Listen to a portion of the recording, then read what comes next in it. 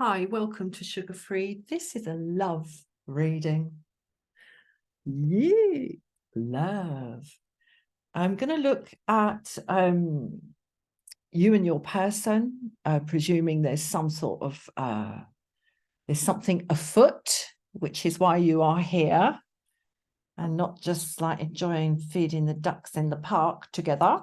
Okay, what have we got here? Oh, look, the two bearded dudes, the hermit and the Hierophant. How interesting. This one keeps his spiritual life to himself. This one, like, mediates his spiritual life through the public performative arena and kind of sets the spiritual tone for wider society. This is the politicization of the spiritual. But this is kind of wild and free and self-generating and self-directed by that light in that lamp. Single flame. By the way, that reminds me, the word nirvana, I'm a Buddhist, by the way, and I practice. The word nirvana translates as something along the lines of, it's something to do with the final breath, the final wind, the final sort of puff of realization, blowing out the flame of karma. Yeah. With the burning and the consuming and the giving off of, the cause and the effect. Burns it off and the light goes out. Nir is a prefix, which I think means no longer, but I'm not sure what the Varna bit means. Anyway, just a thought. Seeing the hermit's little candle there with that single flame, and it's gone. So this is the ancient Italian tarot.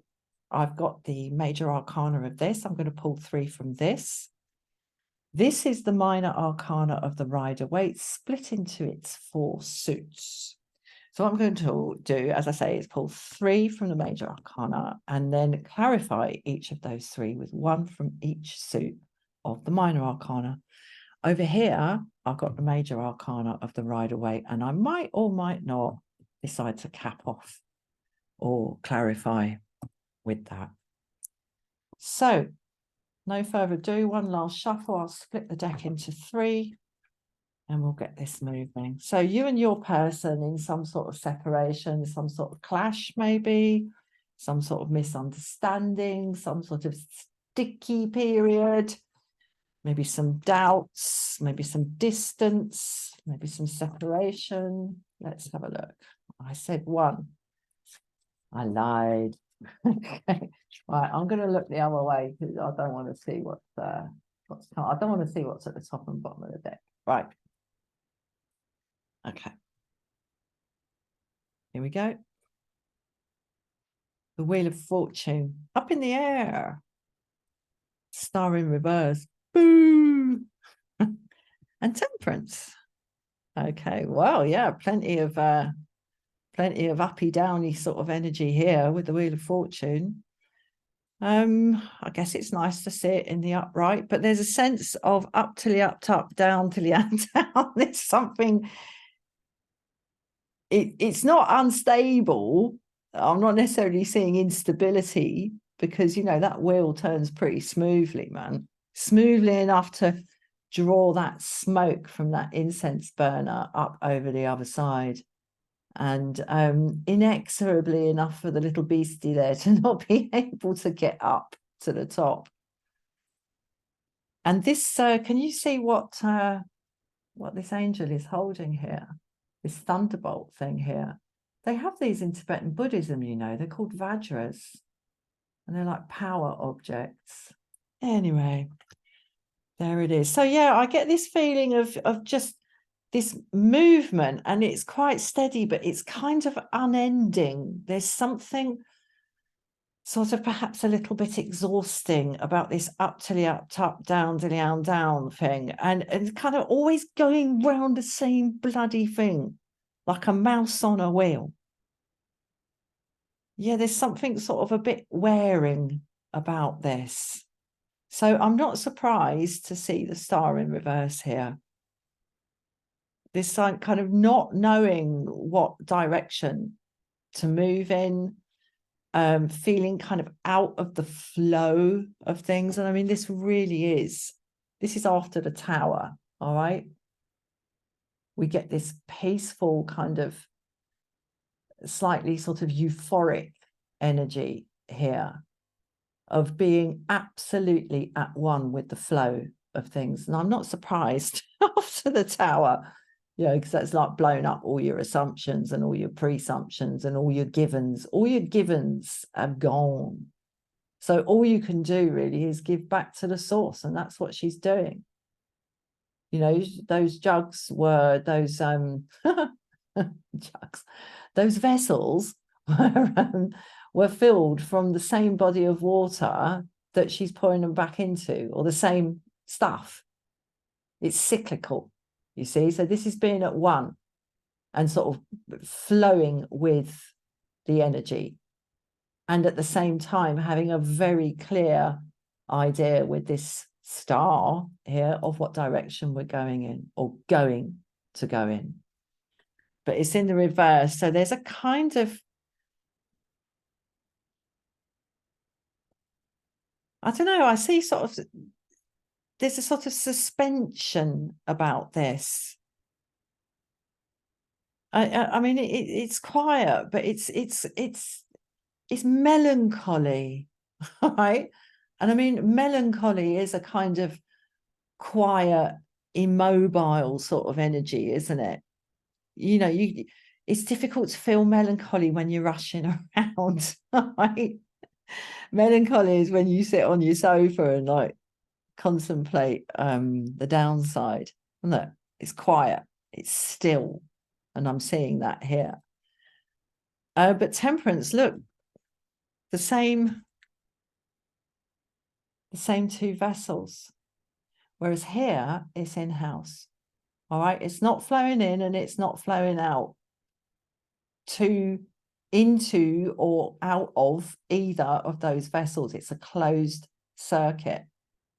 It's like the Two of Pentacles. It's just like backwards and forwards and backwards and forwards and being aware of that little moment in the middle of the backwards and the forwards. This is a fantastic card to have in this third position here. It's really, really good. This first position here is the kind of incoming energy, the immediate energetic environment, how we feel like now and how we see it now. This second position is like the underbelly. And there's there is a movement towards resolution here. It's like the energy here, it decreases. The frenetic movement or the kind of intensity of the movement decreases from the immediate energy via the underbelly to this kind of not final outcome, but like the bigger picture, things as they really are here. And I mean, I say the energy is decreasing because I mean, she's not like physically doing much apart from pouring in that physics defying way from one jug to the other. But by God, this is intense. This is concentration. For her to do that, and she's not spilling a drop, there's real presence here. But it's presence that is at home with itself and aware that things go up till the up and things go down till the down. Okay, and it's a kind of acceptance here of this combination. Right, let's start pulling some clarifiers. Let's get something on this Wheel of Fortune here. 8 of Cups in the reverse. Okay, so not walking away, not taking the lonely walk. away from, for whatever reason, away from all this love. Look at that, it's flipping 8 of them. But for some reason, and you know, we do that sometimes. I mean, it does just strike me for the first time looking at this card that there's a gap there. And I know, you know, you could say that the gap's been left in the cups, in that top row of cups, so that we can see his nice red booties, so to speak. Boots. His little like dyed red calfskin boots. He's not in dire straits, this dude. Dressed in red like that, he's going to be all right. And I mean, one of my favorite readers here on YouTube always says about this is walking away from 8 broken cups towards your 9 cups. And there is a kind of resolution about this, but here it's in the reverse, so there's hesitation.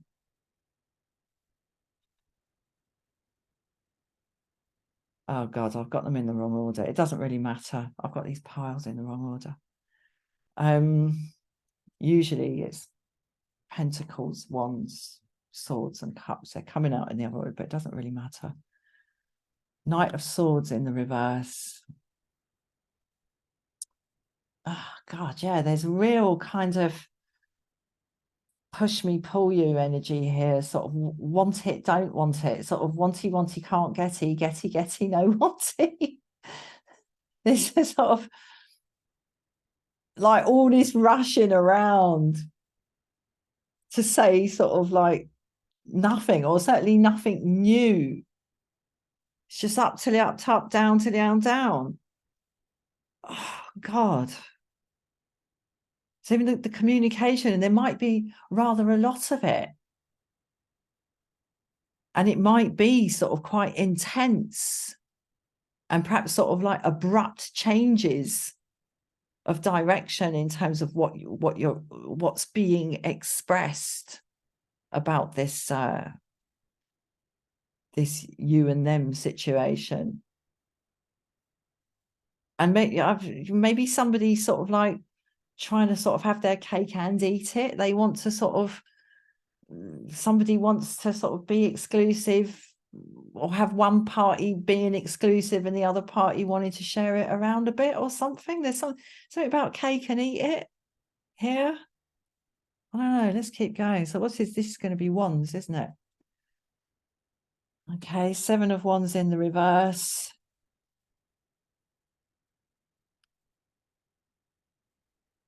Okay, that is in the reverse. And sorry, because my camera's upside down as well. 8 of Pentacles. Yeah, this is going nowhere. Nothing's being like sorted here.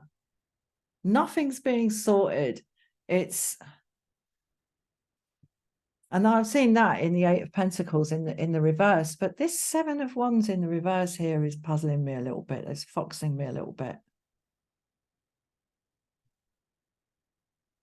Something to do with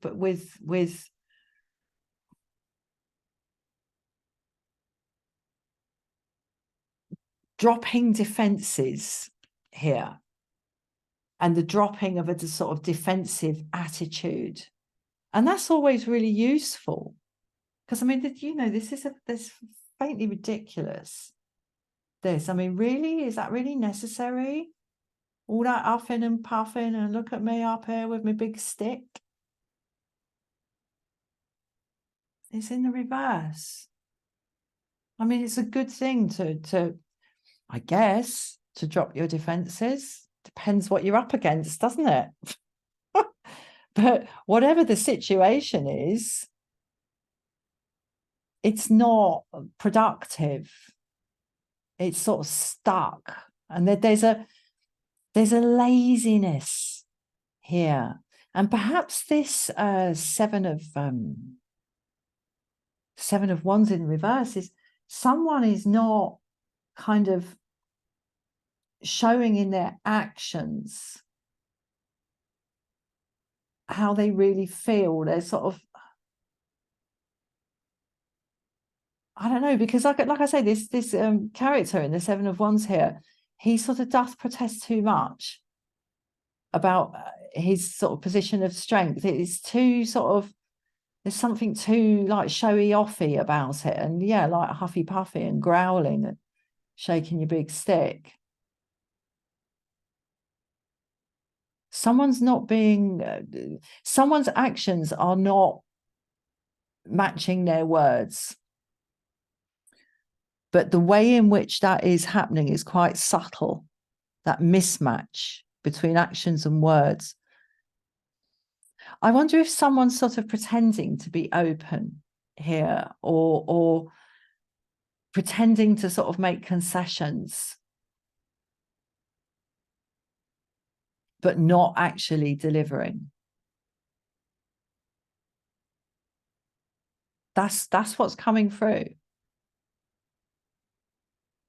And we've got this like arse about half-arse bloody communication going on here with all this like all talk, no action. It's all talk, no action. That's what it is here. Okay, I'm going to keep going. I'm going to keep going. Let's pull. Yeah, I best use the same order. Let's pull on the star. Okay. Got the Four of Cups. Well, I'm not surprised. I'm not surprised. I mean, with this flow. Oh. No,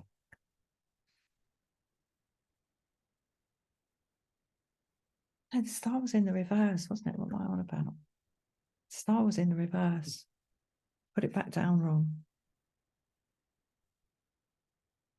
Yes, I'm not surprised. We've got Four of Cups here because this flow is stagnant here in the star. It's stagnant. And you wouldn't want to drink that. Someone in this connection is kind of getting to a point, or has reached a point, they might not know it yet, that they're done with this. They don't want this. They don't want this. But there's an unwillingness at the moment to actually action it. So let's see what comes next. Okay. Three of Swords in the reverse. Oh my God, someone wants to let this go. Really, someone wants to let this go. Someone wants those swords to fall out of that heart. I've got a feeling the reading's going to change direction now.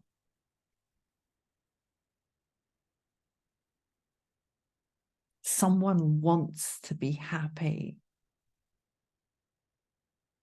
I mean, for things to have got to this point where there's this all talk, no action, up to the up, down to the down, it's just going round and round and round. Nothing's actually coming of it. Talk and walk are not matching here. And here's just talk. And there's this like sort of possibility, this kind of rumbling, constant rumbling of someone wanting out. But I've got a feeling that this is part of the all talk. And I wonder if here in the Eight of Cups in the reverse, someone is kind of, one person here is kind of encouraging the other to fear the end of this. And they're doing that by sort of simultaneously, and I think this might fit in with this. Okay, hold on a sec. This is what I'm getting. They're doing it by simultaneously kind of dangling the possibility of walking away, whilst shoring up and reminding and refamiliarizing and kind of really pushing the stability angle. And this is a control mechanism where on the one hand, you're being reminded all the time, and it can be very subtle. And what's coming to my mind is sort of like inside jokes being made that kind of shore up that feeling of familiarity and of intimacy, and that, you know, this is how life is, this is normal. We are connected, but I could always walk away. And that dichotomy is somehow present here in the Seven of Wands in reverse. Someone is pretending to be like boundaried and sort of clear, and to sort of to know what they want, but the talk ain't matching the actions, man, basically.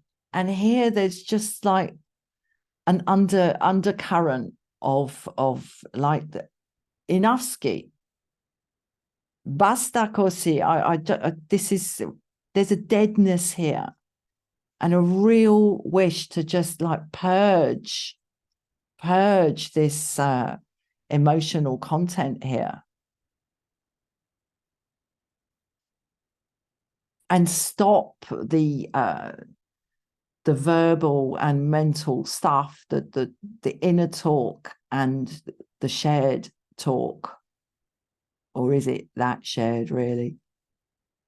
But to kind of let it go, just let it be at peace. I want to see the sunshine after the rain here. Look at that rain. Oh, there. Right, let's carry on. A Knight of Wands in the reverse.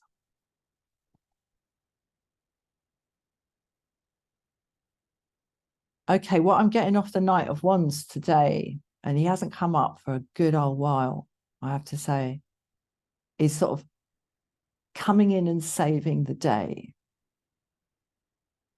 Like sorting it, the idea of things being kind of, yeah, like resolved. Not completely finished, but it's like a problem solved type thing. Something intractable, seemingly intractable, finding a solution for it and enacting it. But it's in the reverse. No one is coming to save this situation. Oh, that sounds so flipping miserable, doesn't it? At that point, everyone just like clicks off. There's no magic solution to this. No matter how much, I mean, there's, you know, there's a fair amount of love on the table, but there's also like a lot of weariness with this. And a sense here that this talk is like always sort of coming in to sort of sort it, to sort things in some sort of decisive and clear and effective way, and perhaps sometimes some sort of rather wild solutions being sort of fielded. And that's what I'm seeing here also in this Knight of Swords in the reverse. You know, these emissaries here of action and thought and speech here, both in the reverse.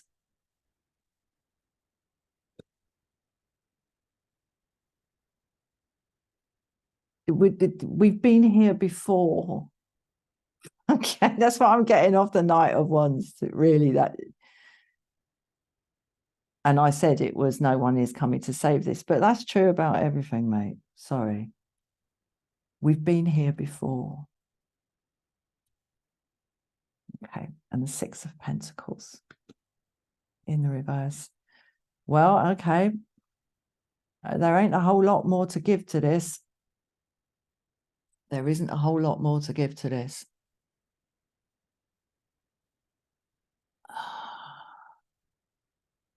Yeah, I said perhaps the reading would change direction after this, but maybe not. This is good. This is very quiet. There's a sort of, I mean, I said something over here about melancholy, but you know, this sort of mild grief here. There really is, but there's a kind of sort of grittiness to it here in the Knight of Wands and in reverse, and the Six of Pentacles in the reverse. It's like sort of some sort of ground zero here. And it does, it turns on this simple wish. I've got that Tina Turner song suddenly came in. I don't want to fight no more. That's what I'm getting off this. It's a love reading, so I sang. This is a realization, and this is really important. The Six of Pentacles is such an interesting card. There's so much going on in it. But I'm really just getting, when it comes down to this, and maybe it's because I'm a Taurian, I don't know. But when it comes down to this, when this kind of para trading that we see here, okay, because the Pentacles is all about the trading of power and resources, right? But here we see generosity and charity and giving, and sort of with no expectation of any kind of material return or any return in like, okay, any like return. It's not going to happen here. So, you know, we give because we want to give. All right. But it's here, it's in the reverse. And when you don't want to give anymore, and you feel like basically you're ripping yourself off, like you're doing yourself a kind of, yeah, you're ripping yourself off. Because we've been here before. Wow. Yeah, and it hinges on this simple wish to not fight no more. Okay, right. Let's go to Temperance, because this looks more kind of, certainly more realistic, I would say. And I believe, yeah, this card, Temperance, follows the Death card. And it's about kind of processing the fact that nothing is permanent, nothing stays the same. There is only change. And processing that to the point where you're okay with it, you're balanced with it. You know, the fact that everything comes to an end doesn't like freak you out anymore. You've come to terms with it. It's coming to terms with things. So let's have a look. Oh, how lovely. Look at that. Queen of Cups. You see, when you come to terms with the fact that, you know, what you experience as your daily life can just like turn on a sixpence, mate, sliding doors. When you really come to terms with that and you don't try to fight that anymore, you find that you've got so much more to give to people, because you don't need things to be a certain way, and you don't need a certain thing or amount of a certain thing back from them. You know, the conditions go out of it, and the conditional aspect goes out of it. The sort of the trading goes out of it, and that's what's here as well. And that frees up all sorts of sort of lovely emotional resources and emotional abundance, if I may, because you're not clinging on to things being a certain way anymore. And someone here is clinging on. And someone here just knows they don't want it to be like this anymore. And it looks like there's a willingness to accept, you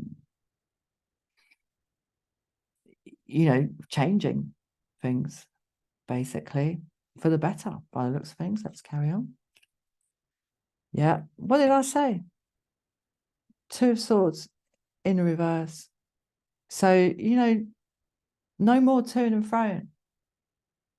You know, these outcomes, stay or go, all right, for whoever, whichever, it doesn't really, don't know whether it matters or not who goes. But, you know, some some choices have equal kind of benefits and drawbacks. You know, it's like apple or orange. But some things aren't like that. Not everything is equivalent. Not everything is relative. No more toing and froing here. There's a kind of, there's an acceptance here, but it's very quiet. But it is like quite sad, but there's a kind of earthiness to it.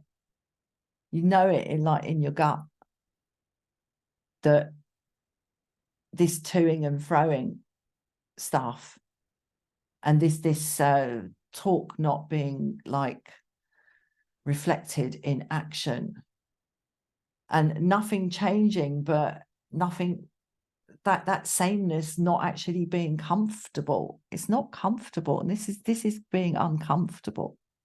The star in reverse. They're not equivalent, these things.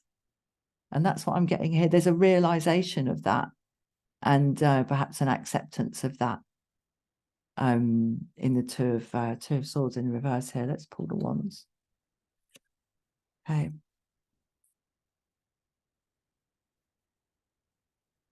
Well, no new beginnings in terms of how life is actually lived, the practical nuts and bolts of life. Wow. It's like the flame on that's gone out, mate. What was I talking about, that flame in the hermit's lamp?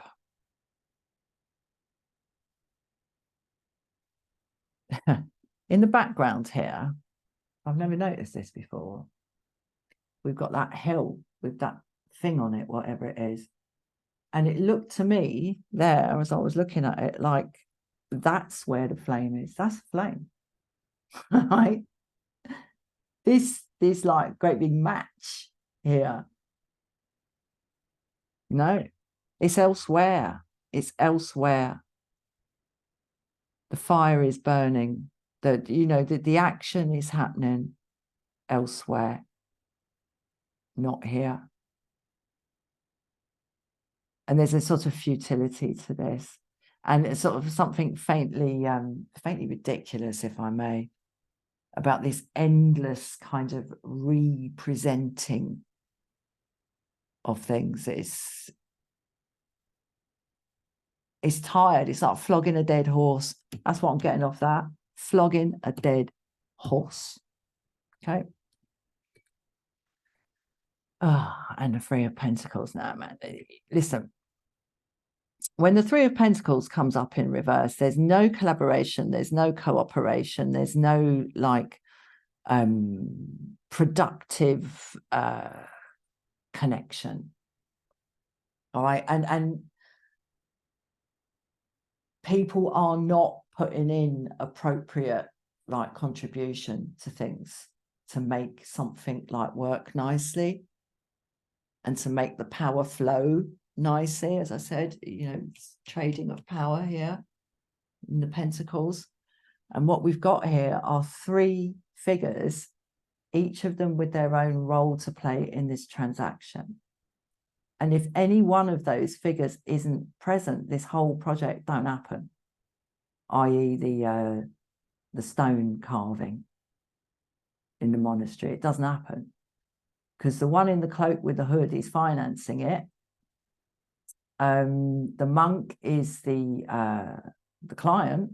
So we've got contractor, client. Well, we've got supplier, client, and contractor, and that's the mason, the one who actually carries out the work. All three of them, I mean, none of them could do what the other one does. And each of them is essential to this thing actually happening. So it's about appropriate input and about respect for each other's roles. Because I mean, it just seems to me, each of them could be thinking that they are like the kingpin. All right. And they are all in their own way. They're the kingpin because, one of them goes and like down tools and it don't happen. That lovely carving doesn't happen. So It's in the reverse. What can I say? You know, it's like a dead end in terms of sort of energetic growth. Yeah, you can go on with this if you want, but you know in your heart, not you necessarily. Someone can go on with this if they want, but they know in their heart that this is basically like, this is barren, it's sterile. All right, it's sterile. Well, I mean, we haven't got the Empress in reverse, but you know, and look what is possible if you come to terms with that and see that they're not just equivalent, like being in the connection and not being in the connection are not just like, it's not a sort of like, oh, maybe this, maybe that. It's like, no, it's like having to choose, basically. Come down on one side of the fence or the other. And Two of Swords in reverse there, and the emotional resources that frees up, and the Queen of Cups. You know, it's, I mean, this flogging a dead horse energy off the Ace of Wands in reverse, that would, you know, it's like one of those just basically going, oh no, I'm out. One goes out, the whole thing goes out, and that's gone out. And the fire's burning over the hill, man. Just get over there if you want to like warm yourself up and cook something. It's not there anymore. It's not here anymore. Right, okay. Let me pull. I'm going to get one overall energy card. I'm going to pull one from the Major Arcana of the Rider-Waite.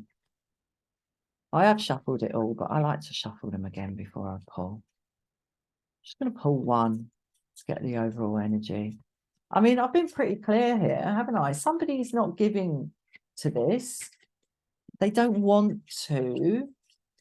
They feel like we've been around this again and again and again. They just are tired of the fighting and tired of the, like, all talk, like all mouth, no trousers, basically. Oops, oops, over here. Right, okay, we're taking it. The tower. It fell out. I was saying all mouth, no trousers over here. Yeah, okay. Well, you know, listen.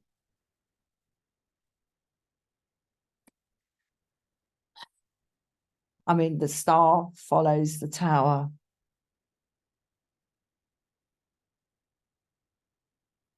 I mean, the tower, the reason I'm sort of like a bit stunned by that, I mean, one is always stunned by this. I'm sort of wondering, it's such a one-off thing, the tower. I mean, that, what we see happening there is never going to happen again. It's never happened before, and it's never going to happen again.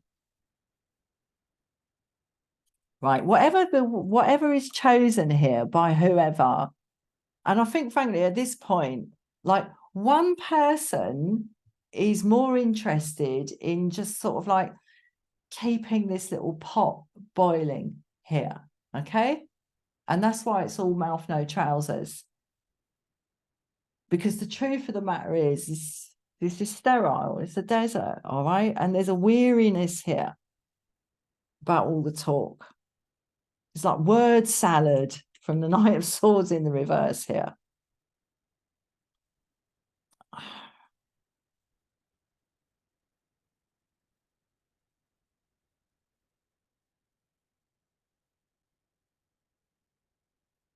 Okay. This to me links in the tower here, links in. There's a kind of, there's a point of no return, all right? There's a point of no return. There's a point of no return with Two of Swords in the reverse. It's like, I can't just go on shilly-shallying on this, backwards and forwards. There's a point of no return here in the Knight of Wands in the reverse. With this sort of, you know, we've been here before. We've been here before. And I wonder if this tower moment is the kind of realization on someone's part. They basically, it strikes them like a bolt from the blue. Something here in the underbelly, in the unseen energy, kind of bleeds over in an interpretative way about this. And do you know what I think it is? I think it's a combination of this Three of Swords in the reverse here, just not wanting to fight no more and knowing that there's so much more to give here and wanting to give in the Queen of Cups. The heart, I think, here has a Tower moment. Somebody's heart in this has a Tower moment. And it might be way, way, way less spectacular than this. But sometimes we have a thought or we have a realization or we catch ourselves having a particular kind of perception or attitude towards something or someone. And in that moment, and there's no going back from it. There's no going back from this. A second ago, it wasn't like that. And a second later, it is like that. As I said, turn on a sixpence.